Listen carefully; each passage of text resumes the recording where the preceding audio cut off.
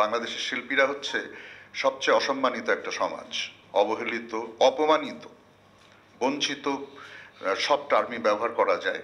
কেন সেটার কিছু লুবনা আপার যে ডেটার কথা শুনছিলাম, এই ডেটা নিয়ে আমি একটা কাজ শুরু করতে গিয়েছিলাম, কিন্তু সেটাও আমি সরকারের কাছে অ্যাপ্রোচ করেছিলাম। তো ওই রকম সাপোর্ট পাইনি, সরকার নিজেও করবে না, সাপোর্টও দেবে না, এরকম একটা ব্যাপার আছে আর কি। আমরা যে আরো বৃহত্তর একটা থ্রেটের মুখে আছি, যেই বিষয়টাকে কিভাবে আমরা মোকাবেলা করব আমি জানি না। সেটা হচ্ছে যে ইন্টারনেটের বিস্তৃতি এবং প্রত্যেকের হাতে মোবাইল ফোন আসায় এখন ভালো নাটক মানে ইয়েতে এসে থিয়েটারে এসে কয়জন দেখছে আমি জানি না। ওটিটি প্ল্যাটফর্মে প্রচুর নাটক হচ্ছে, ইউটিউবে হচ্ছে, এবং সেখানে ফালতু জিনিস অত্যন্ত বেশি হচ্ছে। তো আমাদের রুচির অবনমন শুরু হয়েছে অনেক আগের থেকেই, আরও হচ্ছে এবং আরও হবে। হতে হতে এমন অবস্থা হয়েছে যে গান এখন আর মানুষ শুনতে চাচ্ছে না, গানকে ভিজুয়ালাইজ করা হচ্ছে। আগে একটা গান আমরা যখন শুনতাম ভালো, গানের ছবিটা আমরা মনের মধ্যে আঁকতাম এবং সেই ছবিটাই আমাদের নস্টালজিয়া। আমরা কিন্তু এখনও সেই পুরনো বাংলা গানে আকৃষ্ট হই, কারণ আমাদের মনে ছবিগুলো আঁকা আছে। সেগুলোর অল্প কিছু সিনেমার গান ছাড়া বেশিরভাগ গানের কিন্তু কোনো দৃশ্যায়ন হয় নাই।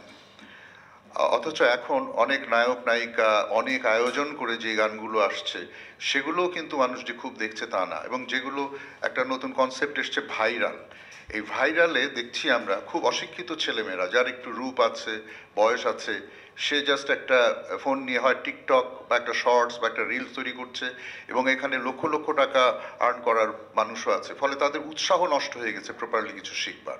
এবং এখানে আমার মনে হয় যে রাষ্ট্রীয় পদক্ষেপের দরকার আছে। যেমন আমরা জানি যে টিকটক কোনো কোনো দেশে নিষিদ্ধ করে দেওয়া হয়েছে।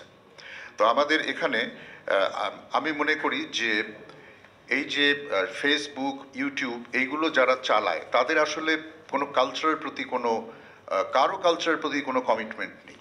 কিন্তু পৃথিবীর বিভিন্ন দেশ নিজেদের ঐতিহ্যকে মনে রেখে নিজেদেরকে রক্ষা করার দায়িত্ব নিজেরাই নেয়। যেমন আমি একটা রেফারেন্স দিই, এটাই ইউটিউব যুগের অনেক আগের। আমাদের সিনিয়র শিল্পী রফিকুল আলম, আমি ওনাকে চাচা ডাকি আর কি, উনি আমাকে বলেছিলেন যে উনি 70 দশকে ইংল্যান্ডে গেছেন।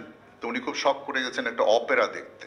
তো 5 পাউন্ড টিকিট করে উনি ঢুকে দেখছেন প্রায় 150-র মতো আর্টিস্ট স্টেজে, কিন্তু অডিয়েন্সের মধ্যে 25 জনের মতন আর কি। তো উনি ভাবছেন অপেরা, 25 জন আর এত বড় পারফর্মিং গোষ্ঠী, দুর্দান্ত পারফরমেন্স। উনি খুবই মুগ্ধ হলেন। তো উনি আবার 20 বছর পরে আবার গেছেন, আবার উনি অপেরা দেখতে চাইলেন, কিন্তু উনি দেখলেন যে কোনো টিকিট পাওয়া যাচ্ছে না এবং টিকিটের অনেক দাম। কারণ ব্রিটিশ গভর্নমেন্ট এটাকে প্রিজার্ভ করার ব্যবস্থা করেছিল, এটাকে তারা সাপোর্ট দিয়েছে, প্রণোদনা দিয়েছে। তো আমাদের যে কালচার, যেটাকে রক্ষা করতে হবে, কালচার কিন্তু একটা কি বলবো, ধীরে ধীরে এর পরিবর্তন হয়। অনেক সংস্কৃতি লোপও পেয়ে গেছে, পৃথিবীতে বহু হাজার ভাষা লোপ পেয়ে গেছে। তো আমাদেরটাকে বাঁচিয়ে রাখার প্রয়োজন আমাদেরই। তো এইখানটায় আমি মনে করি যে ইউটিউব কালচারের ক্ষেত্রে একটা খুব বড় ভূমিকা নেওয়ার দরকার আছে।